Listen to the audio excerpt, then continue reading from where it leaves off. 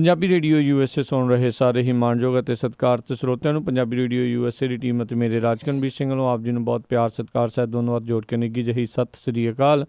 ਸਭ ਨੂੰ ਜੀਆਂ ਨੂੰ ਆਖਦੇ ਹਾਂ। ਸੋ ਤੇ ਪ੍ਰੋਗਰਾਮ ਦੇ ਵਿੱਚ ਆਪ ਸਭ ਦਾ ਨਿੱਘਾ ਸਵਾਗਤ ਹੈ। ਪ੍ਰੋਗਰਾਮ ਖਬਰ ਤੇ ਨਜ਼ਰ ਅੱਜ 8 ਦਸੰਬਰ ਦਿਨ ਵੀਰਵਾਰ ਤੇ ਸਾਡੇ ਨਾਲ ਸਵੇਰ ਦੇ ਖਬਰ ਤੇ ਨਜ਼ਰ ਪ੍ਰੋਗਰਾਮ ਦੇ ਵਿੱਚ ਜੁੜ ਚੁੱਕੇ ਨੇ ਮਿੰਟੂ ਗੁਰੂਸਰੀਆ ਜੀ ਮਲੋਟ ਸਟੂਡੀਓਜ਼ ਤੋਂ। ਮਿੰਟੂ ਜੀ ਨਿੱਘੀ ਜੀ ਆਇਆਂ ਨੂੰ ਪਿਆਰ ਭਰੀ ਸਤਿ ਸ੍ਰੀ ਅਕਾਲ ਜੀ। ਸ਼ੁਕਰੀਆ ਜੀ, ਸਾਰਿਆਂ ਨੂੰ ਸਤਿ ਸ੍ਰੀ ਅਕਾਲ। ਸਾਡੇ ਅੱਜ ਦੇ ਪ੍ਰੋਗਰਾਮ ਖਬਰ ਤੇ ਨਜ਼ਰ ਉਸ ਨੂੰ ਸਪਾਂਸਰ ਕਰਦੇ ਨੇ ਖਾਲਸਾ ਇੰਸ਼ੋਰੈਂਸ ਏਜੰਸੀ ਵਾਲੇ, ਜਿਨ੍ਹਾਂ ਦੇ ਕੋਲੋਂ ਹਰ ਇੱਕ ਤਰੀਕੇ ਦੀ ਤੁਸੀਂ ਇੰਸ਼ੋਰੈਂਸ ਕਰਵਾ ਸਕਦੇ ਹੋ। ਇੰਸ਼ੋਰੈਂਸ ਬਾਰੇ ਪਤਾ ਕਰਨ ਲਈ ਤੁਸੀਂ ਕਾਲ ਕਰ ਸਕਦੇ ਹੋ ਇਹਨਾਂ ਨੂੰ 408 272 2500 ਦੇ ਉੱਤੇ।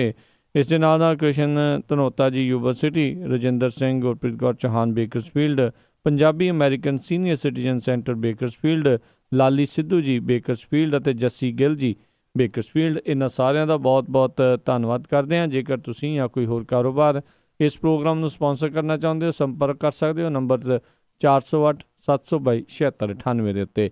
ਮਿੰਟੂ ਜੀ, ਗੱਲਬਾਤ ਦਾ ਸਿਲਸਿਲਾ ਸ਼ੁਰੂ ਕਰੀਏ। ਸਰਬੱਤ ਖਾਲਸਾ ਦੇ ਵਿੱਚ ਬਾਦਲ ਪਰਿਵਾਰ ਨੂੰ ਛੇਕਿਆ, ਥੋੜ੍ਹੀ ਦੇਰੀ ਨਹੀਂ ਹੋ ਗਈ ਕਰਦੇ ਨੂੰ ਇਹ ਕੰਮ?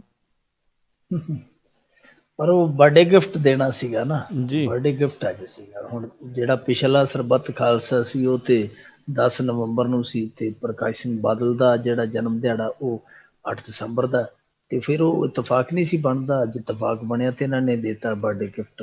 ਜੀ, ਪਰ ਸਰਬੱਤ ਖਾਲਸਾ ਦੇ ਵਿੱਚ ਜਿਹੜਾ ਮਤਾ ਪਗਾਇਆ ਗਿਆ ਬਾਦਲ ਪਰਿਵਾਰ ਨੂੰ, ਜਿਹੜਾ ਛੇਕਿਆ ਗਿਆ ਪੰਥ ਦੇ ਵਿੱਚੋਂ ਪ੍ਰਕਾਸ਼ ਸਿੰਘ ਬਾਦਲ ਤੇ ਸੁਖਬੀਰ ਸਿੰਘ ਬਾਦਲ ਨੂੰ, ਇਹ ਅੱਗੇ ਕਿਹੋ ਜਿਹਾ ਪ੍ਰਭਾਵ ਪਾਉਂਦਾ ਹੈ, ਰਾਜਨੀਤੀ 'ਚ ਕਿਹੋ ਜਿਹਾ ਪ੍ਰਭਾਵ ਪੈਂਦਾ ਹੈ, ਪੰਥ ਸਫਾ ਦੇ ਵਿੱਚ ਕਿਸ ਤਰ੍ਹਾਂ ਦਾ ਇਹਦਾ ਪ੍ਰਭਾਵ ਜਾਂਦਾ, ਸਿੱਟਾ ਕਿਸ ਤਰ੍ਹਾਂ ਦਾ ਨਿਕਲਦਾ, ਉਹ ਤੇ ਬਾਅਦ ਦੀਆਂ ਗੱਲਾਂ ਆ। ਪਰ ਸਭ ਤੋਂ ਵੱਡੀ ਗੱਲ ਇਹ ਆ ਕਿ ਜਿਸ ਮਾਹੌਲ ਦੇ ਵਿੱਚ ਇਹ ਸਰਬੱਤ ਖਾਲਸਾ ਹੋਇਆ, ਉਹ ਵੀ ਆਪਣੇ ਆਪ ਦੇ ਵਿੱਚ ਇੱਕ ਪ੍ਰਾਪਤੀ ਹੈ। ਦੇਖੋ, ਹਜ਼ਾਰਾਂ ਦੀ ਤਾਦਾਦ ਦੇ ਵਿੱਚ ਪੁਲਿਸ ਨਫਰੀ ਦਾ ਉੱਥੇ ਮੌਜੂਦ ਹੋਣਾ, CRP ਵਗੈਰਾ ਇਹੋ ਜਿਹੀਆਂ ਕੰਪਨੀਆਂ ਜਿਹੜੀਆਂ, ਉਹਨਾਂ ਦੀ ਵੀ ਸਹਾਇਤਾ ਲਈ ਜਾਣੀ, ਬਹੁਤ ਵੱਡੇ ਪੈਮਾਨੇ ਤੇ ਨਾਕਾਬੰਦੀ ਹੋ ਜਾਣੀ, 2-3 ਦਿਨ ਪਹਿਲਾਂ ਹੀ ਉਹ ਥਾਂ ਨੂੰ ਘੇਰਾ ਪਾ ਲੈਣਾ। ਪਰ ਬਾਵਜੂਦ ਇਸ ਦੇ ਲੋਕਾਂ ਨੇ ਵਹੀਰਾਂ ਘੱਤ ਕੇ ਉੱਥੇ ਪਹੁੰਚ ਜਾਣਾ, ਇਹ ਆਪਣੇ ਆਪ ਦੇ ਵਿੱਚ ਇੱਕ ਬਹੁਤ ਵੱਡੀ ਪ੍ਰਾਪਤੀ ਹੈ। ਔਰ ਇਹ ਪ੍ਰਾਪਤੀ ਉਸ ਵੇਲੇ ਉਦੋਂ ਵੀ ਦੂਨਸਵਾਈ ਹੋ ਜਾਂਦੀ ਹੈ ਜਦੋਂ ਇਹਨਾਂ ਦੇ ਮੁਤਵਾਜ਼ੀ ਜਥੇਦਾਰ ਹੈ ਜਿਹੜੇ ਭਾਈ ਦਲਜੀਤ ਸਿੰਘ ਦਾਦੂਵਾਲ, ਉਹਨਾਂ ਨੂੰ ਵੀ ਅਰੈਸਟ ਕਰ ਲਿਆ ਗਿਆ। ਉਹਨਾਂ ਦੇ ਪਿੰਡ ਦਾਦੂ ਤੋਂ ਸਿਮਰਨਜੀਤ ਸਿੰਘ ਮਾਨ ਹੈ ਜਿਹੜੇ, ਉਹਨਾਂ ਨੂੰ ਵੀ ਫੜ ਲਿਆ ਗਿਆ। ਪਰ ਫਿਰ ਵੀ ਬਾਵਜੂਦ ਇਸ ਦੇ ਤੇ ਇਹ ਸਫਲਤਾ ਉਸ ਵੇਲੇ ਹੋਰ ਵੀ ਜ਼ਿਆਦਾ ਭਾਰੀ ਹੋ ਜਾਂਦੀ ਹੈ ਜਦੋਂ ਇਹਨਾਂ ਦੇ ਮੁਤਵਾਜ਼ੀ ਜਥੇਦਾਰ ਹੈ ਜਿਹੜੇ ਭਾਈ ਦਲਜੀਤ ਸਿੰਘ ਦਾਦੂ ਵੱਲੋਂ ਗ੍ਰਿਫਤਾਰ ਕਰ ਲਏ ਗਏ, ਸਰਦਾਰ ਸਿਮਰਨਜੀਤ ਸਿੰਘ ਮਾਨ ਨੂੰ ਰਾਉਂਡ ਅਪ ਕਰ ਲਿਆ ਗਿਆ।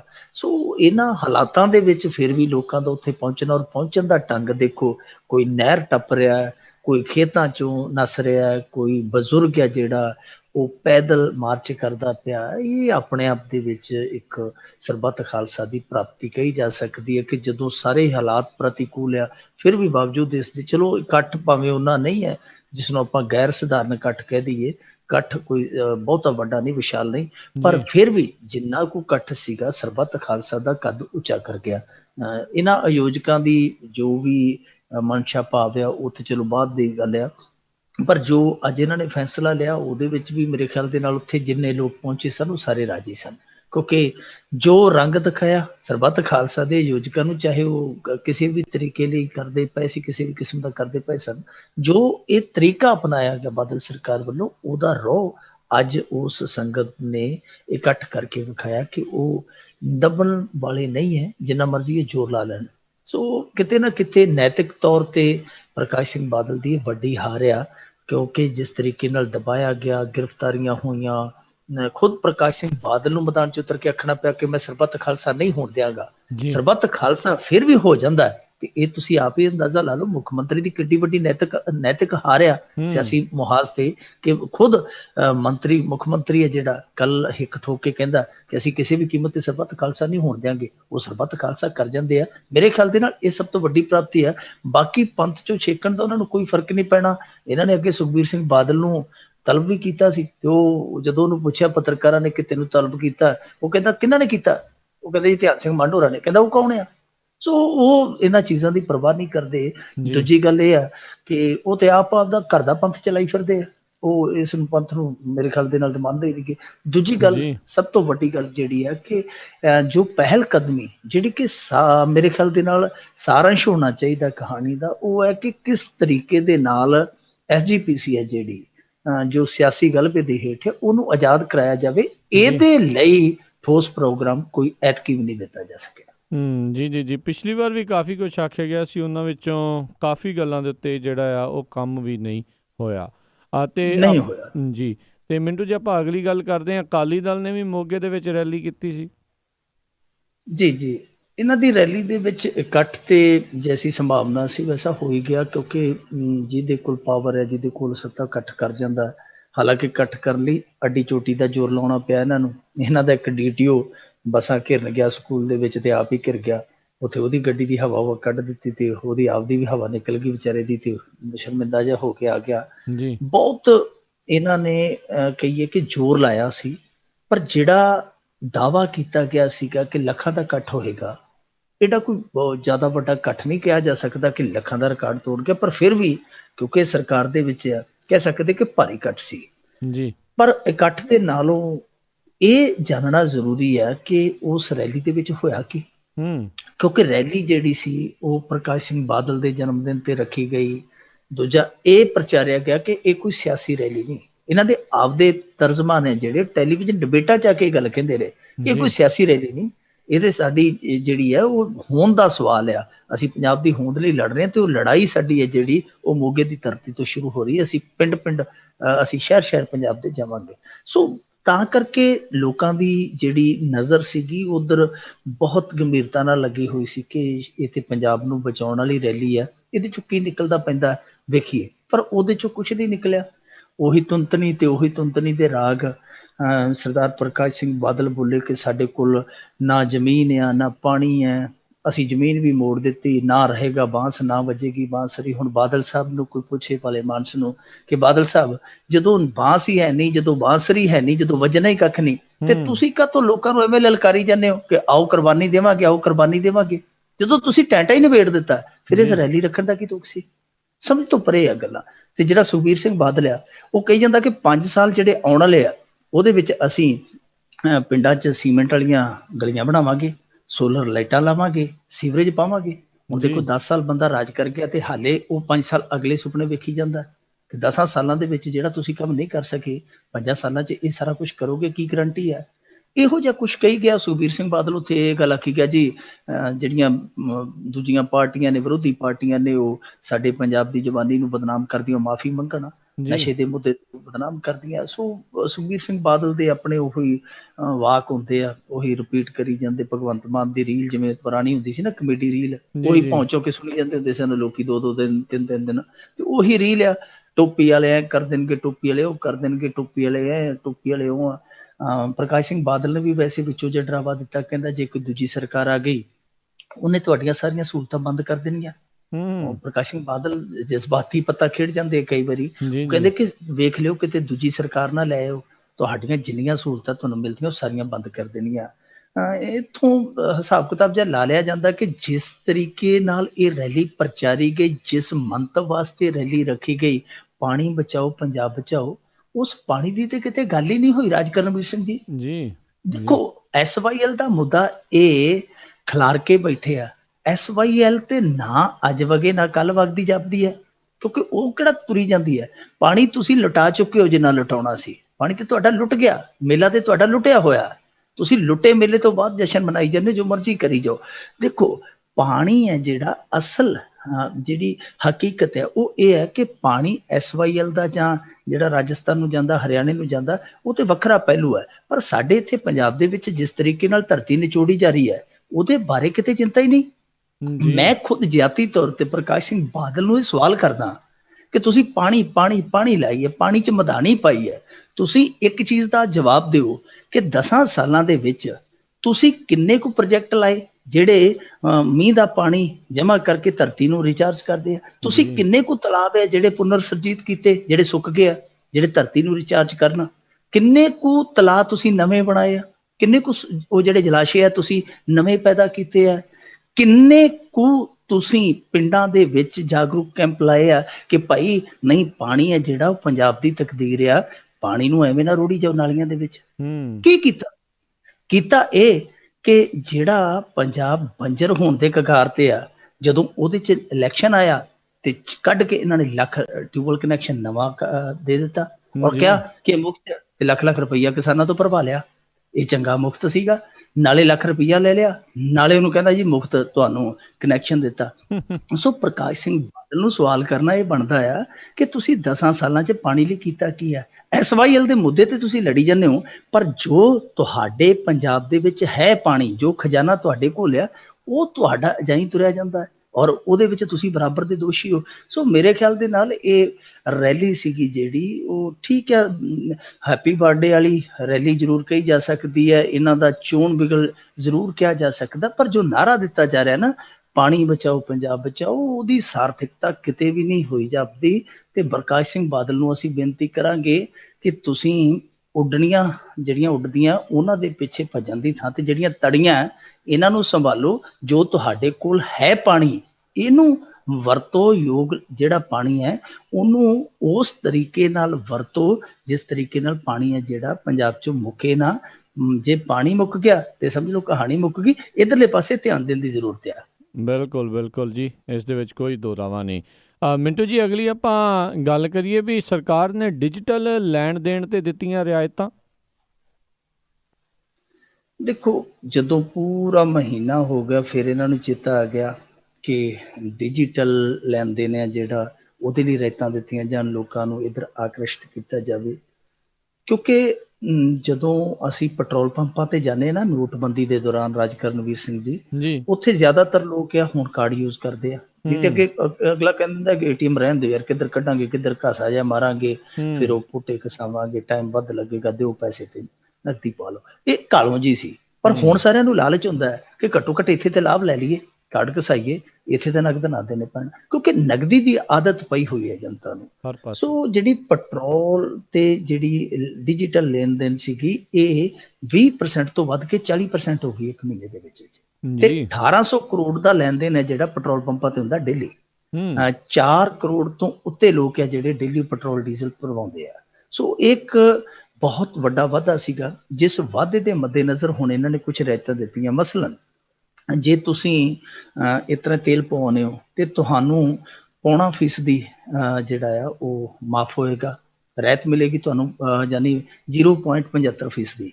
ਇਹਦਾ ਅਰਥ ਆ ਕਿ ਜੇ ਤੁਸੀਂ ਲੀਟਰ ਡੀਜ਼ਲ ਪਾਉਂਦੇ ਹੋ ਤੇ ਆਪਣੇ ਡੈਬਿਟ ਕਾਰਡ ਰਾਹੀਂ ਜਾਂ ਕ੍ਰੈਡਿਟ ਕਾਰਡ ਰਾਹੀਂ ਦਿੰਦੇ ਹੋ ਪੇਮੈਂਟ, ਤਾਂ ਤੁਹਾਨੂੰ ਉਸ ਲੀਟਰ ਡੀਜ਼ਲ ਦੇ ਪਿੱਛੇ 50 ਪੈਸੇ ਦੀ ਜਿਹੜੀ ਹੈ, ਜਾਂ ਕਈਆਂ ਥਾਵਾਂ ਤੇ 75 ਪੈਸੇ ਦੀ ਬਚਤ ਹੋ ਜਾਏਗੀ। ਇਸ ਤੋਂ ਇਲਾਵਾ ਇਹਨਾਂ ਨੇ ਰੇਲਵੇ ਲਾਈਨ ਬੁੱਕ, ਰੇਲਵੇ ਜਿਹੜੀਆਂ ਟਿਕਟਾਂ ਨੇ ਰੇਲਵੇ ਦੀਆਂ, ਉਹਨਾਂ ਦੀ ਬੁਕਿੰਗ ਆਨਲਾਈਨ ਕਰਨ ਤੇ ਉਹ ਵੀ ਆਫਰ ਦਿੱਤੀ ਹੈ ਕਿ ਭਾਈ ਇੰਨੀ ਛੂਟ ਹੋਏਗੀ ਤੁਹਾਨੂੰ। ਜੇ ਤੁਸੀਂ ਇੰਸ਼ੋਰੈਂਸ ਪਾਲਿਸੀ ਲੈਂਦੇ ਹੋ, ਚਾਹੇ ਉਹ ਜਰਨਲ ਹੈ, ਚਾਹੇ ਉਹ ਲਾਈਫ ਇੰਸ਼ੋਰੈਂਸ ਪਾਲਿਸੀ ਹੈ, ਜੇ ਤੁਸੀਂ ਆਨਲਾਈਨ ਲੈਂਦੇ ਹੋ ਤੇ ਆਨਲਾਈਨ ਭੁਗਤਾਨ ਕਰਦੇ ਹੋ, ਉਹਦੇ 'ਚ ਤੁਹਾਨੂੰ ਛੂਟ ਆ। ਜੇ ਟੋਲ ਤੇ ਤੁਸੀਂ ਡਿਜੀਟਲ ਲੈਣ ਦੇਣ ਕਰਦੇ ਹੋ, ਉਹਦੇ 'ਚ ਤੁਹਾਨੂੰ 10% ਦੀ ਛੂਟ ਆ। ਪਿੰਡਾਂ ਦੇ ਵਿੱਚ ਇਹਨਾਂ ਨੇ ਕਿਹਾ ਕਿ ਅਸੀਂ ਜਿਹੜਾ 1 ਲੱਖ ਪਿੰਡ ਆ ਪੂਰੇ ਭਾਰਤ ਦਾ, ਉਹਦੇ ਵਿੱਚ ਅਸੀਂ ਸਵੈਪ ਮਸ਼ੀਨਾਂ ਜਿਹੜੀਆਂ ਜਲਦੀ ਭੇਜ ਰਹੇ ਹਾਂ। ਸੋ ਬਹੁਤ ਸਾਰੀਆਂ ਰਿਆਇਤਾਂ ਇਹਨਾਂ ਨੇ ਦਿੱਤੀਆਂ। ਇੱਥੋਂ ਅੰਦਾਜ਼ਾ ਲੱਗਦਾ, ਇੱਕ ਤੇ ਸੰਕੇਤ ਇਹ ਮਿਲਦਾ ਕਿ ਆਉਣ ਵਾਲੇ ਸਮੇਂ ਦੇ ਵਿੱਚ ਜਿਹੜੀ ਕੈਸ਼ਲੈਸ ਇਕੋਨਮੀ ਸੁਸਾਇਟੀ ਨੂੰ ਦੇਣ ਦੀ ਗੱਲ ਕੀਤੀ ਜਾ ਰਹੀ ਹੈ ਕਿ ਉਹਦੀ ਤਿਆਰੀ ਕਰ ਲਈ ਹੈ। ਦੇਖੋ, ਲਗਭਗ 12 ਲੱਖ ਕਰੋੜ ਰੁਪਈਆ ਬੈਂਕਾਂ 'ਚ ਚਲੇ ਗਿਆ ਤੇ ਉਹਦੀ ਥਾਂ ਤੇ ਜਿਹੜਾ ਛਪ ਕੇ ਆਇਆ ਉਹ ਮਹਿਜ਼ ਹਾਲੇ 4 ਲੱਖ ਕਰੋੜ ਆਇਆ। ਇੰਨਾ ਵੱਡਾ ਖੱਪਾ ਹੈ ਤੇ ਇਹ ਮੇਰੇ ਖਿਆਲ ਦੇ ਨਾਲ ਪੂਰਾ ਨਹੀਂ ਹੋਏਗਾ। ਅੱਧ ਬਚਦਾ ਇਹਨਾਂ ਨੇ ਰੱਖ ਲੈਣਾ ਤਾਂ ਕਿ ਜਿਹੜੀ ਡਿਜੀਟਲ ਇਕੋਨਮੀ ਹੈ ਜਿਹੜੀ ਉਹ ਹੋਂਦ ਦੇ ਵਿੱਚ ਆਵੇ, ਕਿਉਂਕਿ ਜਿਹੜੀ ਨਗਦੀ ਹੈ ਇਹ ਕਈ ਤਰ੍ਹਾਂ ਦੇ ਨੁਕਸਾਨ ਕਰਦੀ ਹੈ ਦੇਸ਼ ਦੀ ਆਰਥਿਕਤਾ ਦੇ। ਸੋ ਕੈਸ਼ਲੈਸ ਇਕੋਨਮੀ ਵੱਲ ਵੱਧ ਰਿਹਾ ਮੁਲਕ, ਪਰ ਇੱਥੇ ਕਈ ਸ਼ੰਕੇ ਨੇ, ਕਈ ਸੰਸ਼ੇ ਨੇ।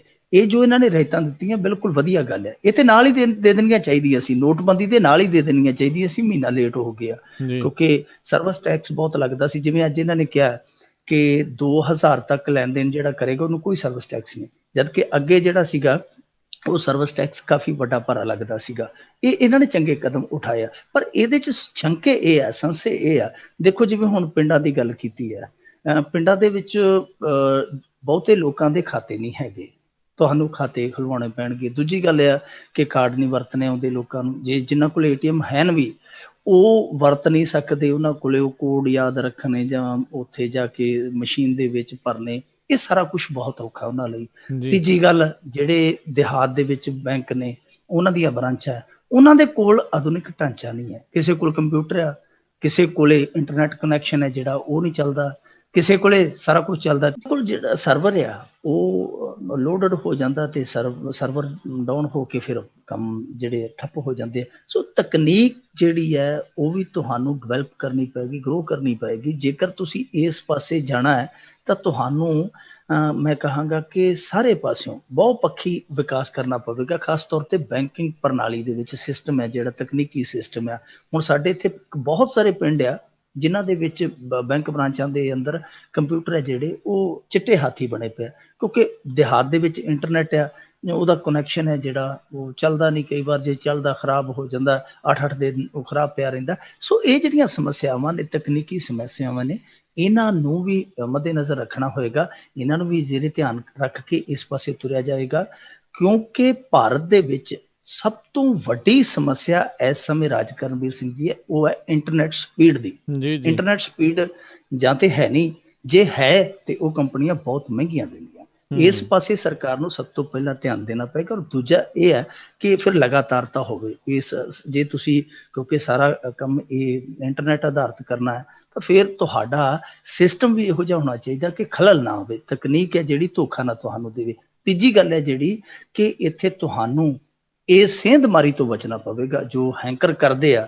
ਜਿਸ ਤਰ੍ਹਾਂ ਤੁਹਾਨੂੰ ਯਾਦ ਹੋਣਾ ਪਿਛਲੇ ਕੁਛ ਮਹੀਨੇ ਜਾਂ ਕੁਛ ਹਫ਼ਤੇ ਪਹਿਲਾਂ SBI ਦੇ ਲੱਖਾਂ ਜਿਹੜੇ ਡੈਬਿਟ ਕਾਰਡ ਸੀਗੇ, ATM ਕਾਰਡ ਸੀਗੇ ਜਿਹੜੇ, ਉਹਨਾਂ ਦਾ ਡਾਟਾ ਚੋਰੀ ਕਰ ਲਿਆ ਗਿਆ ਸੀਗਾ, ਹੈਂਕਰਾਂ ਨੇ ਚੋਰੀ ਕਰ ਲਿਆ ਸੀ। ਜੀ ਉਹ ਰਾਤੋਂ ਰਾਤ ਫਿਰ ਬਲੌਕ ਕਰਨੇ ਪਏ ਸਨ, ਉਹਨਾਂ ਦੀ ਜਗ੍ਹਾ ATM ਜਿਹੜੇ ਨਵੇਂ ਦਿੱਤੇ ਗਏ ਸਨ। ਸੋ ਇਹਨਾਂ ਸਾਰੀਆਂ ਚੀਜ਼ਾਂ ਨੂੰ ਧਿਆਨ 'ਚ ਰੱਖ ਕੇ ਤੁਸੀਂ ਅੱਗੇ ਵੱਧ ਸਕਦੇ ਹੋ। ਠੀਕ ਹੈ, ਰਾਇਤਾਂ ਦਾ ਸਵਾਗਤ ਕਰਦੇ ਹਾਂ, ਇਸ ਪਾਸੇ ਉਤਸ਼ਾਹਿਤ ਕਰਨਾ ਚਾਹੀਦਾ ਲੋਕਾਂ ਨੂੰ ਜੇ ਇਸ ਪਾਸੇ ਤੁਰਨਾ ਹੈ ਮੁਲਕ ਨੇ, ਪਰ ਸਭ ਤੋਂ ਜ਼ਰੂਰੀ ਇਹੀ ਹੈ ਕਿ ਤੁਸੀਂ ਉਸ ਤਰਜ਼ ਦੇ ਹਾਣੀ ਵੀ ਬਣੋ ਜਿਸ ਤਰਜ਼ ਤੇ ਤੁਸੀਂ ਤੁਰਨਾ ਹੈ। ਜੀ ਜੀ ਅਗਲੀ ਆਪਾਂ ਗੱਲ ਕਰੀਏ ਮਿੰਟੂ ਜੀ, ਵੀ ਇੱਕ ਪਾਸੇ ਨੋਟਬੰਦੀ ਤੇ ਸਿਆਸੀ ਘਮਾਸਾਨ ਆ, ਦੂਜੇ ਪਾਸੇ ਕਰੋੜਾਂ ਰੁਪਏ ਦੀਆਂ ਬਰਾਮਦਗੀਆਂ ਹੋ ਰਹੀਆਂ। ਇਹ ਸਾਡੇ ਦੇਸ਼ ਦੇ ਜਿਹੜੇ ਪ੍ਰਧਾਨ ਮੰਤਰੀ ਉਹ ਆਪਣੇ ਆਪ ਨੂੰ ਫਕੀਰ ਵੀ ਕਹਿ ਦਿੰਦੇ ਕਿ ਮੇਰਾ ਕੀ ਕੋਈ ਕਰ ਲੂਗਾ, ਝੋਲਾ ਲੈ ਕੇ ਮੈਂ ਗਾਂਹ ਚਲਾ ਜੂ, ਮੈਂ ਤਾਂ ਫਕੀਰ ਆਦਮੀ। ਇਹ ਚੁਟਕਲੇ ਵੀ ਬਣ ਗਏ। ਕਹਿੰਦੇ ਕਿ ਮਾਂ ਕਹਿੰਦੀ ਬੱਚੇ ਨੂੰ ਕਿ ਪੜ੍ਹ ਲਿਆ ਕਰ, ਨਹੀਂ ਤੇ ਮਾਸਟਰ ਸਕੂਲੋਂ ਕੱਢ ਦੇਣਗੇ। ਉਹ ਕਹਿੰਦਾ ਮਾਂ ਅਸੀਂ ਤੇ ਫਕੀਰ ਲੋਕ ਹੈ, ਝੋਲਾ ਚੁੱਕ ਕੇ ਆ ਜਾਵਾਂਗੇ ਜੇ ਕੱਢ ਦੇਣਗੇ। ਸੋ ਇਸ ਤਰ੍ਹਾਂ ਦੀ ਲੋਕ ਗੱਲਾਂ ਵੀ ਕਰਨ ਲੱਗ ਪਏ। ਅੱਜ ਸਿਆਸਤ ਨੇ ਕਾਫੀ ਇਸ ਮਾਮਲੇ ਤੇ ਘਮਸਾਨ ਮਚਾਇਆ।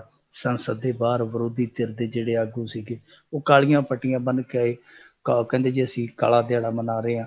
ਇੱਧਰੋਂ ਜਿਹੜੇ ਭਾਜਪਾ ਵਾਲੇ ਸੀਗੇ, ਤੁਹਾਨੂੰ ਪਤਾ ਹੈ ਕਿਹੜੇ ਸਾਊ ਆ, ਇਹ ਆਂਦੇ ਜੀ ਕਾਲਾ ਦਿਹਾੜਾ ਨਹੀਂ ਮਨਾਉਂਦੇ ਪਏ, ਇਹ ਕਾਲਾ ਧਨ ਤੇ ਕਾਲੇ ਧਨ ਦੇ ਇਹ ਪੱਖ ਦੇ ਵਿੱਚ ਖੜ ਕੇ ਉਹਦਾ ਅਫਸੋਸ ਕਰਦੇ ਪਏ ਆ। ਇਹ ਦੋਵਾਂ ਦੀ ਸਿਆਸਤ ਹੋ ਰਹੀ ਹੈ। ਦੂਜੇ ਪਾਸੇ ਸਾਡੇ ਇੱਥੇ ਪੰਜਾਬ ਦੇ ਵਿੱਚ ਇੱਕ ਬੜੀ ਅੱਜ ਬਦਅਮਨੀ ਵਾਲੀ ਘਟਨਾ ਵਾਪਰੀ ਹੈ। ਸਮਰਾਲਾ ਚੌਂਕ ਲੁਧਿਆਣੇ ਦੇ ਵਿੱਚ ਪੰਜਾਬ ਨੈਸ਼ਨਲ ਬੈਂਕ ਦੀ ਬ੍ਰਾਂਚ ਅੱਗੇ ਇੱਕ ਔਰਤ ਖੜੀ ਸੀ, ਉਹਨੂੰ ਦੱਸਦੇ ਆ ਕਿਸੇ ਗਾਰਡ ਨੇ ਧੱਕਾ ਮਾਰ ਦਿੱਤਾ, ਉਹਦੀ ਮੌਤ ਹੋ ਗਈ। ਇਸੇ ਤਰ੍ਹਾਂ ਹੋਰ ਘਟਨਾਵਾਂ ਵੀ ਵਾਪਰੀਆਂ ਸਾਡੇ ਪੰਜਾਬ ਦੇ ਵਿੱਚ। ਮੇਰੇ ਖਿਆਲ ਦੇ ਨਾਲ 11ਵੀਂ 12ਵੀਂ ਮੌਤ ਆ ਨੋਟਬੰਦੀ ਦੇ ਦੌਰਾਨ।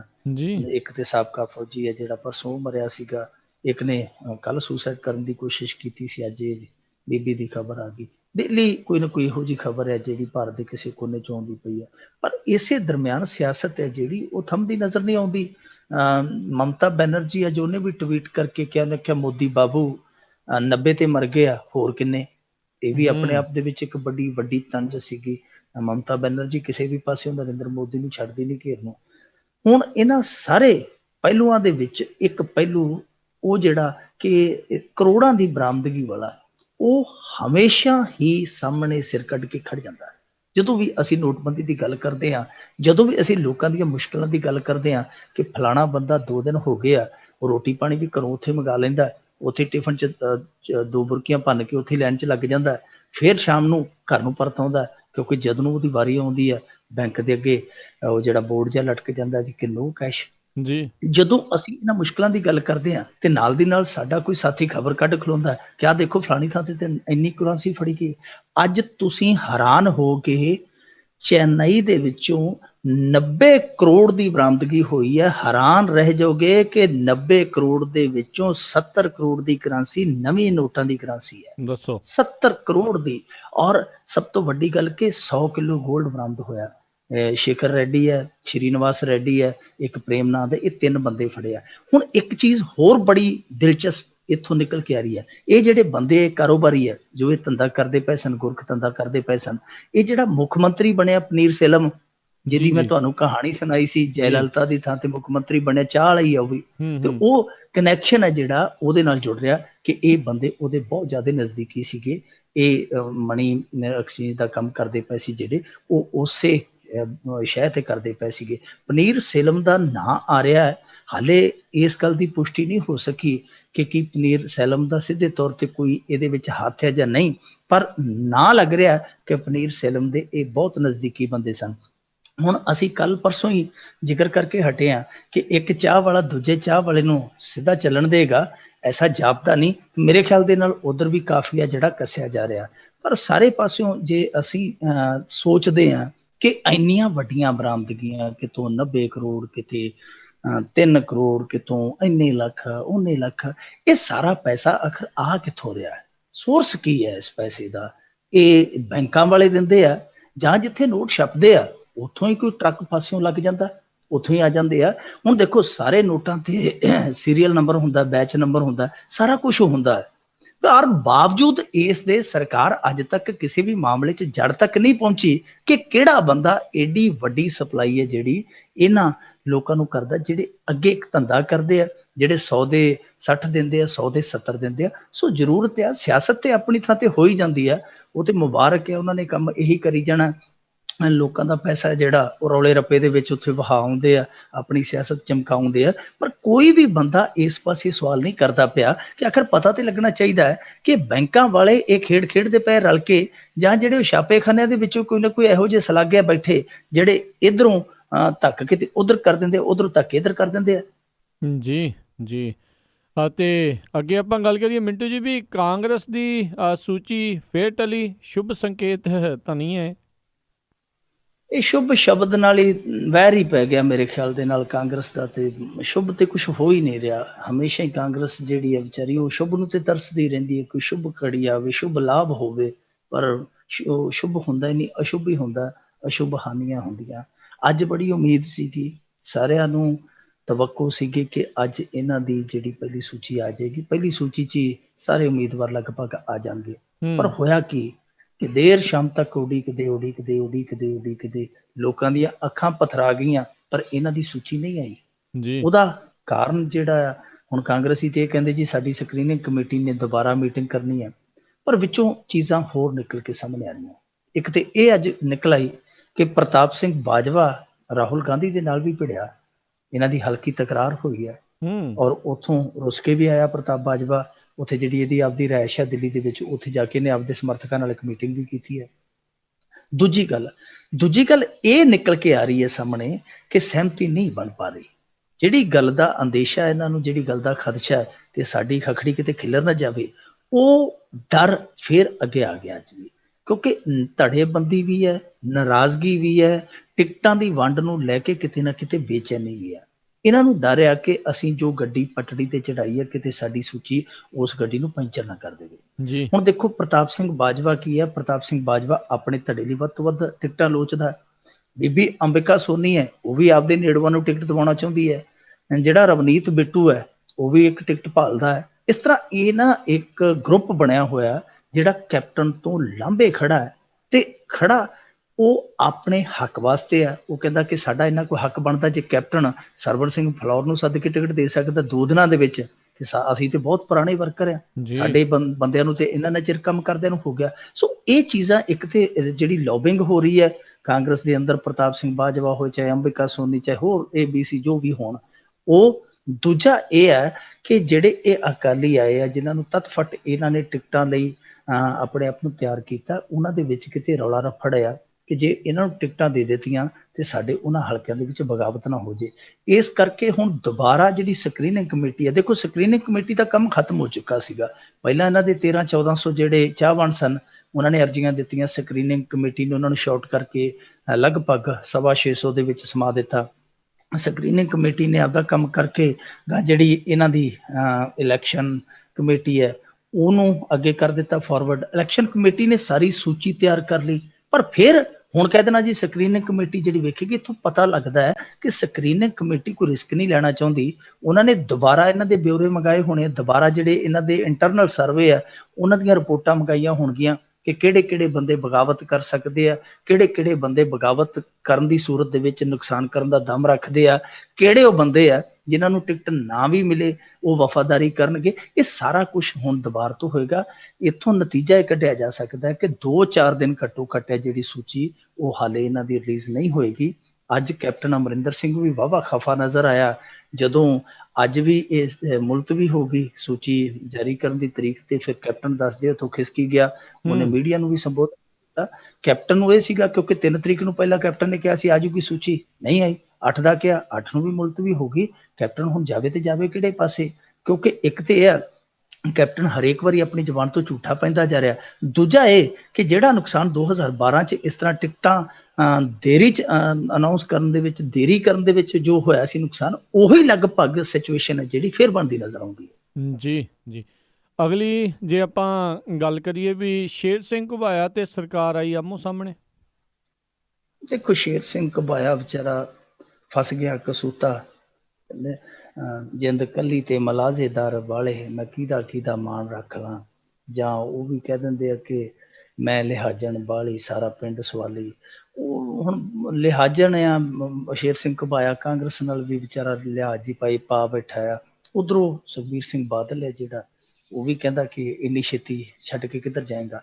ਸੋ ਘੁਬਾਏ ਦੇ ਇਕੱਲੇ ਕਾਲਜ ਤੇ ਰੇਡ ਨਹੀਂ ਪਾਈ, ਇੱਕ ਹੋਰ ਮਾਮਲਾ ਕੱਢ ਲਿਆ। ਘੁਬਾਇਆ ਸਾਹਿਬ ਦਾ ਕਾਲਜ ਦੇ ਨਾਲ ਨਾਲ ਇੱਕ ਸ਼ੈਲਰ ਵੀ ਹੈ। ਕਿਸੇ ਸਮੇਂ ਸ਼ੈਲਰ ਦੇ ਵਿੱਚ ਖੁਦ ਘੁਬਾਇਆ ਸਾਹਿਬ ਦੇਖ ਰੇਖ ਕਰਿਆ ਕਰਦੇ ਸਨ ਕਿਸੇ ਦੇ ਸ਼ੈਲਰ ਦੇ ਵਿੱਚ। ਬਾਅਦ ਦੇ ਵਿੱਚ ਏਡੀ ਜ਼ਬਰਦਸਤ ਇਹਨਾਂ ਨੇ ਤਰੱਕੀ ਕੀਤੀ ਕਿ ਆਪ ਵੀ ਮਾਲਕ ਹੈ ਸ਼ੈਲਰਾਂ ਦੇ। ਸੋ ਉਹ ਸ਼ੈਲਰ ਦਾ ਇੱਕ ਕੇਸ ਆ ਜਿਹੜਾ ਪਨਸਪ ਨੇ ਸਿਫਾਰਿਸ਼ ਕਰ ਦਿੱਤੀ। 4 ਸਾਲ ਕੋਈ ਪੁਰਾਣਾ ਕੇਸ ਆ, ਕਿਉਂਕਿ ਇਹਨਾਂ ਦੀ ਧਰਮ ਪਤਨੀ ਦੇ ਨਾਮ ਤੇ ਸ਼ੈਲਰ ਬੋਲਦਾ ਹੈ। ਇਹਨਾਂ ਨੇ ਉਹਨਾਂ ਦੀ ਧਰਮ ਪਤਨੀ ਦੇ ਨਾਮ ਤੇ ਕੇਸ ਚਲਾਉਣ ਦੀ ਜਿਹੜੀ ਸਿਫਾਰਿਸ਼ ਕਰ ਦਿੱਤੀ ਹੈ ਪਨਸਪ ਵੱਲੋਂ। ਹੁਣ ਜਦੋਂ ਪਨਸਪ ਨੇ ਸਿਫਾਰਿਸ਼ ਕਰ ਦਿੱਤੀ ਕਿ 8 ਕਰੋੜ ਦੀ ਗੜਬੜੀ ਹੈ, ਉਹਦਾ ਕੇਸ ਚਲਾਇਆ ਜਾਵੇ, ਸੋ ਫਿਰ ਤਰੇਲੀਆਂ ਤੇ ਆਉਣੀਆਂ ਸਨ। ਇਹਦੇ ਤੇ ਹੁਣ ਸ਼ੇਰ ਸਿੰਘ ਘੁਬਾਇਆ ਦਬਿਆ ਨਹੀਂ, ਜਿਵੇਂ ਕਿ ਪਹਿਲੀ ਰੇਡ ਤੇ ਉਹ ਦਬ ਗਿਆ ਸੀ। ਐਤਕੀ ਦਬਿਆ ਨਹੀਂ, ਐਤਕੀ ਉਹਨੇ ਫਿਰ ਸਿੱਧਾ ਹਮਲਾ ਕੀਤਾ। ਉਹਨੇ ਕਿਹਾ ਕਿ ਸਰਕਾਰ ਮੈਨੂੰ ਤੇ ਮੇਰੇ ਪਰਿਵਾਰ ਨੂੰ ਦਬਾ ਰਹੀ ਹੈ। ਉਹਦਾ ਸਿੱਧਾ ਕਹਿਣ ਦਾ ਮਤਲਬ ਸੀਗਾ ਕਿ ਇਹ ਜਿਹੜਾ ਕੇਸ ਆ ਇਹ ਖੋਲ ਕੇ ਮੇਰੇ ਤੇ ਇੱਕ ਦਬਾਅ ਪਾਇਆ ਜਾ ਰਿਹਾ, ਪ੍ਰੈਸ਼ਰ ਬਿਲਡਅਪ ਕੀਤਾ ਜਾ ਰਿਹਾ ਕਿ ਮੈਂ ਆਪਣਾ ਫੈਸਲਾ ਜਿਹੜਾ ਉਹ ਨਾ ਲਵਾਂ।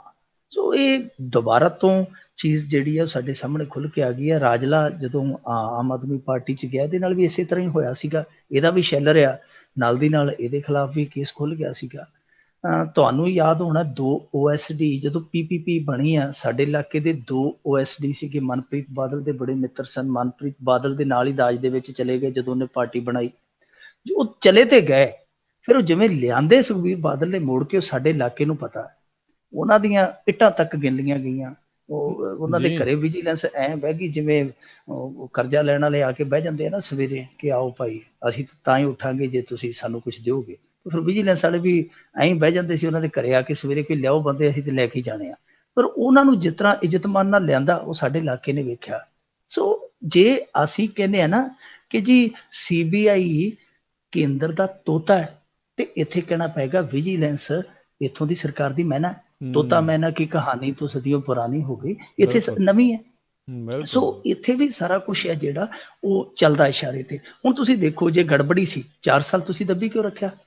ਤੁਸੀਂ ਮੰਨ ਲਓ ਕੋਈ ਬੰਦਾ ਗਲਤ ਹੈ ਤੇ ਉਹਦੀਆਂ ਗਲਤੀਆਂ ਨੂੰ ਅਣਦੇਖਿਆ ਕਰਕੇ ਤੁਸੀਂ ਉਹਨੂੰ ਨਾਲ ਰੱਖੀ ਬੈਠੇ ਹੋ, ਤੇ ਫਿਰ ਗਲਤ ਤੇ ਸਭ ਤੋਂ ਵੱਡੇ ਤੁਸੀਂ ਹੋ। ਜੇ ਕੋਈ ਚੋਰ ਆ ਉਹਦੇ ਨਾਲ ਯਾਰੀ ਪਾਲਦੇ ਹੋ ਤੁਸੀਂ, ਲਿਹਾਜ਼ ਪਾਲਦੇ ਹੋ ਤੁਸੀਂ, ਤੇ ਸਭ ਤੋਂ ਵੱਡੇ ਤੇ ਫਿਰ ਚੋਰ ਤੁਸੀਂ ਹੋ। ਜਾਣ ਕੇ ਉਹਦੀਆਂ ਬੁਰਾਈਆਂ ਨੂੰ ਤੁਸੀਂ ਆਪਣੇ ਅਛਾਈਆਂ ਦੀ ਚਾਦਰ ਨਾਲ ਕੱਜਦੇ ਹੋ ਤੇ ਸਭ ਤੋਂ ਵੱਡੇ ਗੁਨੇਗਾਰ ਤੁਸੀਂ ਹੋ। ਸੋ ਇਹ ਇੱਕ ਤਰ੍ਹਾਂ ਦੀ ਸਾਡੇ ਇੱਥੇ ਪੰਜਾਬ ਦੇ ਵਿੱਚ ਬਹੁਤ ਵੱਡੀ ਸਿਆਸੀ ਬਲੈਕਮੇਲਿੰਗ ਹੋ ਰਹੀ ਹੈ। ਜੇ ਕਿਸੇ ਨੂੰ ਟਿਕਟ ਨਹੀਂ ਮਿਲਦੀ ਉਹ ਕਹਿੰਦਾ ਮੈਂ ਚੱਲਿਆ ਦੂਜੀ ਪਾਰਟੀ 'ਚ, ਤਾਂ ਬਲੈਕਮੇਲਿੰਗ। ਤੇ ਜੇ ਕੋਈ ਜਾਂਦਾ ਹੈ ਤੇ ਉਹਨੂੰ ਕਿਹਾ ਜਾਂਦਾ ਕਿ ਜਾ ਕੇ ਦੇਖ, ਤੈਨੂੰ ਕਰਦੇ ਆ ਸੂਤ, ਫਿਰ ਉਹ ਵੀ ਬਲੈਕਮੇਲਿੰਗ ਹੀ ਇੱਕ ਤਰ੍ਹਾਂ ਦੀ। ਪਰ ਇਹ ਹੋ ਰਿਹਾ ਸਭ ਕੁਝ ਹੋਣਾ ਨਹੀਂ ਚਾਹੀਦਾ। ਜਿਹੜਾ ਕੋਈ ਗਲਤ ਆ ਉਹਦੇ ਤੇ ਕਾਰਵਾਈ ਤੇ ਹੋਣੀ ਬਣਦੀ ਹੈ, ਪਰ ਇਹ ਨਹੀਂ ਕਿ ਜੇ ਉਹ ਤੁਹਾਡੇ ਨਾਲ ਤੁਰ ਪਏ ਤੇ ਫਿਰ ਤੇ ਉਹ ਗੰਗਾ ਨਾ ਆਇਆ। ਜੇ ਤੁਹਾਡੇ ਉਹ ਵਿਰੋਧੀਆਂ ਦੇ ਵਿੱਚ ਜਾਂਦਾ ਹੈ ਤੇ ਉਹ ਫਿਰ ਬਹੁਤ ਤੁਹਾਡੇ ਲਈ ਵੱਡਾ ਚੋਰ ਹੋ ਗਿਆ। ਇਹ ਪੈਮਾਨਾ ਗਲਤ ਆ, ਇਹ ਪਿਰਤ ਗਲਤ ਆ। ਇਹ ਪਿਰਤ ਜਿਹੜੀ ਆ ਖਤਮ ਨਹੀਂ ਹੁੰਦੀ ਨਜ਼ਰ ਆਉਂਦੀ। ਜੇ ਕੋਈ ਸਰਕਾਰ ਬਦਲੀ ਤੇ ਸ਼ਾਇਦ ਕੋਈ ਫਰਕ ਪੈ ਜੇ, ਪਰ ਹਾਲ ਦੀ ਘੜੀ ਜਿਹੜੀ ਇਹ ਸਰਕਾਰ ਆ ਇਹ ਤੇ ਇਸ ਤਰ੍ਹਾਂ ਕਰੇਗੀ। ਹੁਣ ਘੁੜਿਆਣਾ ਸਾਹਿਬ ਇੱਥੋਂ ਇਸ ਇਲਾਕੇ ਦੇ ਵਿੱਚੋਂ ਇੱਕ ਹੋਰ ਉੱਠੇ ਆਜ਼ਾਦ ਉਮੀਦਵਾਰ, ਉਹਨਾਂ ਬਾਰੇ ਵੀ ਇਹ ਖਬਰਾਂ ਆ ਰਹੀਆਂ ਕਿ 1-2 ਦਿਨ ਜਾਂਦੇ ਆ, ਉਹਨਾਂ ਤੇ ਵੀ ਤਿਆਰੀ ਆ। ਮਹੇਸ਼ਿੰਦਰ ਸਿੰਘ ਨਿਹਾਲ ਸਿੰਘ ਵਾਲਾ ਉਹ ਵੀ ਕਹਿ ਰਿਹਾ ਕਿ ਜੀ ਸਾਡੇ ਘਰੇ ਪੁਲਿਸ ਆਈ ਸੀ, ਉਹ ਕਹਿੰਦੇ ਕਿ ਤੇਰੇ ਗੈਂਗਸਟਰਾਂ ਨਾਲ ਸੰਬੰਧ ਆ। ਸੋ ਇਹ ਸਾਰੀਆਂ ਚੀਜ਼ਾਂ ਜਿਹੜੀਆਂ ਉਹ ਸਾਹਮਣੇ ਆ ਰਹੀਆਂ ਖੁੱਲ ਕੇ ਕਿ ਕਿਸ ਤਰੀਕੇ ਦੇ ਨਾਲ ਬਗਾਵਤ ਨੂੰ ਦਬਾਇਆ ਜਾ ਰਿਹਾ। ਸਾਮ ਦਾਮ ਦੰਡ ਭੇਦ ਉਹ ਸਾਰਾ ਕੁਝ ਵਰਤਿਆ ਜਾ ਰਿਹਾ। ਇਸ ਕਰਕੇ ਅਸੀਂ ਕਹਿ ਸਕਦੇ ਹਾਂ ਕਿ ਸਿਆਸਤ ਬੇਸ਼ੱਕ ਸਾਡੀ ਆਧੁਨਿਕ ਆ, ਪਰ ਬਗਾਵਤ ਦਬਾਉਣ ਦੇ ਤਰੀਕੇ ਜਿਹੜੇ ਉਹ ਪੁਰਾਣੇ ਸਮਿਆਂ ਦੇ ਜਿਹੜੇ ਰਾਜੇ ਮਹਾਰਾਜਿਆਂ ਦੇ ਹੁੰਦੇ ਸਨ, ਉਹੀ ਤਰੀਕੇ ਆ। ਜੀ ਜੀ ਜੀ। ਅਤੇ ਜਾਂਦੇ ਜਾਂਦੇ ਆਪਾਂ ਥੋੜ੍ਹੇ ਸਮੇਂ 'ਚ ਜੇ ਆਪਾਂ ਗੱਲ ਕਰੀਏ ਵੀ ਭਾਰਤ ਵਿੱਚ ਸਿਗਰਟ ਦੀ ਸਮਗਲਿੰਗ, ਸੋਨੇ ਦੀ ਸਮਗਲਿੰਗ ਨੂੰ ਵੀ ਪਛਾੜ ਗਈ ਆ। ਇਹ ਇੱਕ ਬਹੁਤ ਚਿੰਤਾਜਨਕ ਪਹਿਲੂ ਹੈ ਜੀ, ਭਾਰਤ ਲਈ ਪਰੇਸ਼ਾਨੀ ਦਾ ਸਬੱਬ ਵੀ ਬਣ ਸਕਦਾ। 79% ਸਿਗਰਟ ਦੀ ਸਮਗਲਿੰਗ ਵਧੀ ਹੈ ਜੀ। ਸੋਨੇ ਦੀ ਸਮਗਲਿੰਗ ਜਿਹੜੀ ਹੈ ਉਹ 1 ਸਾਲ ਦੇ ਵਿੱਚ ਵਧੀ ਹੈ 61%। ਜੀ ਯਾਨੀ ਤੁਸੀਂ ਆਪ ਹੀ ਅੰਦਾਜ਼ਾ ਲਾ ਲਓ ਕਿ 18% ਜਿਹੜੀ ਸਮਗਲਿੰਗ ਹੈ ਉਹ ਸਿਗਰਟ ਦੀ ਸੋਨੇ ਦੇ ਮੁਕਾਬਲੇ ਵਧੀ ਹੈ। 2014-15 ਤੇ 2015-16 ਦਾ ਇਹ ਰਿਕਾਰਡ ਆ, ਜਿਹੜਾ ਕਿ ਵਿੱਤੀ ਸਾਲ ਹੁੰਦੇ ਆ ਜਿਹੜੇ ਮਾਰਚ ਤੋਂ ਮਾਰਚ। ਜੀ ਇਹਦੇ ਵਿੱਚ 14-15 ਦੇ ਵਿੱਚ ਜਿਹੜੀਆਂ ਸਿਗਰਟਾਂ ਦੀ ਰਿਕਵਰੀ ਸੀਗੀ ਉਹ 90 ਕਰੋੜ ਦੀ ਸੀ 2014-15 ਤੱਕ, ਤੇ 15-16 ਤੱਕ ਇਹ ਵੱਧ ਕੇ ਹੋ ਗਈ 162 ਕਰੋੜ। ਦੇਖ ਲਓ ਕਿੰਨੇ ਵੱਡੇ ਪੈਮਾਨੇ ਤੇ ਇਹ ਵਧੀ ਹੈ। ਦੂਜੇ ਪਾਸੇ ਜੇ ਗੱਲ ਕਰੀਏ ਰੇਸ਼ਮੀ ਕੱਪੜੇ ਤੇ ਕੱਪੜੇ, ਇਹਨਾਂ ਦੀ ਸਮਗਲਿੰਗ 'ਚ ਵੀ 2 ਸਾਲਾਂ ਦੇ ਵਿੱਚ ਜਿਹੜਾ ਵਾਧਾ 14-15 ਦੇ ਮੁਕਾਬਲੇ 15-16 'ਚ ਉਹ 73% ਹੋਇਆ। ਪਰ ਸੋਨੇ ਦੇ ਮੁਕਾਬਲੇ ਜਿਹੜੀ ਤੁਹਾਨੂੰ ਮੈਂ ਦੱਸਿਆ ਕਿ ਸੋਨੇ ਦੀ 61% ਵਧੀ ਹੈ ਸਮਗਲਿੰਗ, ਇਹਨਾਂ ਦੀ 79% ਵੱਧ ਗਈ ਹੈ। ਇਹਦਾ ਕਾਰਨ ਹੈ ਜਿਹੜਾ ਉਹ ਬੜਾ ਸਪਸ਼ਟ ਆ, ਕਿਉਂਕਿ ਸਾਡੇ ਇੱਥੇ ਸਿਗਰਟ ਤੇ ਟੈਕਸ ਬਹੁਤ ਜ਼ਿਆਦਾ ਆ। ਜਿਹੜੇ ਦੂਜੇ ਮੁਲਕ ਆ ਉਹਨਾਂ ਤੇ ਸਿਗਰਟ ਤੇ ਇੰਨੇ ਟੈਕਸ ਨਹੀਂ ਹੈ। ਉੱਥੋਂ ਸਮਗਲ ਕਰਕੇ ਸਿਗਰਟਾਂ ਇੱਥੇ ਲਿਆਂਦੀਆਂ ਜਾ ਰਹੀਆਂ। ਸਿੱਧਾ ਸਿੰਪਲ ਜਿਹਾ ਫੰਡਾ ਹੈ ਕਿ ਹਿੰਗ ਲੱਗੇ ਨਾ ਫਟਕੜੀ, ਬਸ ਰੰਗ ਹੀ ਰੰਗ ਆ। ਕਿਉਂਕਿ ਜੇ ਸਿਗਰਟਾਂ ਆ ਗਈਆਂ ਕਮਾਈ ਮੋਟੀ ਹੈ, ਜੇ ਫੜੀਆਂ ਵੀ ਗਈਆਂ ਤੇ ਉਹਦੇ 'ਚ ਕੋਈ ਬਹੁਤੀ ਸਜ਼ਾ ਨਹੀਂ, ਮਾਮੂਲੀ ਜਿਹਾ ਜੁਰਮਾਨਾ ਹੈ, ਉਹ ਭਰ ਕੇ ਤੇ ਉਹ ਕੰਮ ਨੂੰ ਫਿਰ ਤੁਰ ਪੈਂਦੇ ਆ। ਚਲੋ ਇੱਕ ਗੇੜਾ ਮਾਰਿਆ ਗਿਆ, ਦੂਜਾ ਗੇੜਾ ਤਿਆਰ ਹੈ। ਸੋ ਇਸ ਕਰਕੇ ਇਸ ਪਾਸੇ ਧਿਆਨ ਦੇਣ ਦੀ ਜ਼ਰੂਰਤ ਹੈ। ਜੀ ਜੀ ਮਿੰਟੂ ਜੀ, ਬਹੁਤ ਬਹੁਤ ਤੁਹਾਡਾ ਧੰਨਵਾਦ ਕਰਦੇ ਹਾਂ। ਤੁਸੀਂ ਸਾਡੇ ਨਾਲ ਜੁੜੇ, ਇਹਨਾਂ ਖਬਰਾਂ ਬਾਰੇ ਸਾਨੂੰ ਵਿਸਤਾਰ 'ਚ ਜਾਣਕਾਰੀਆਂ ਦਿੱਤੀਆਂ। ਅਗਲੇ ਬੁਲਟਨ ਤੱਕ ਲਈ ਤੁਹਾਡਾ ਬਹੁਤ ਬਹੁਤ ਧੰਨਵਾਦ, ਬੜੀ ਮਿਹਰਬਾਨੀ। ਸਤਿ ਸ੍ਰੀ ਅਕਾਲ। ਸਤਿ ਸ੍ਰੀ ਅਕਾਲ। ਤੇ ਸਰੋਤਿਓ, ਇੱਥੇ ਹੀ ਅੱਜ ਦਾ ਇਹ ਪ੍ਰੋਗਰਾਮ ਖਬਰ ਤੇ ਨਜ਼ਰ ਉਹ ਵੀ ਹੁਣ ਸਮਾਪਤ ਹੈ। ਹੁਣ ਮੈਨੂੰ ਰਾਜਕਰਨਵੀਰ ਸਿੰਘ ਨੂੰ ਵੀ ਇਜਾਜ਼ਤ ਦਿਓ। ਮੇਰੇ ਵੱਲੋਂ ਵੀ ਆਪ ਸਭ ਨੂੰ ਬਹੁਤ ਪਿਆਰ ਸਤਿਕਾਰ ਸਹਿਤ ਦੋਨੋਂ ਹੱਥ ਜੋੜ ਕੇ ਨਿੱਘੀ ਜਿਹੀ ਸਤਿ ਸ੍ਰੀ ਅਕਾਲ। ਜਿਉਂਦੇ ਵਾਸਤੇ ਰਹੋ, ਹੱਸਦੇ ਖੇਲਦੇ ਰਹੋ ਤੇ ਸੁਣਦੇ ਰਹੋ ਪੰਜਾਬੀ ਰੇਡੀਓ USA।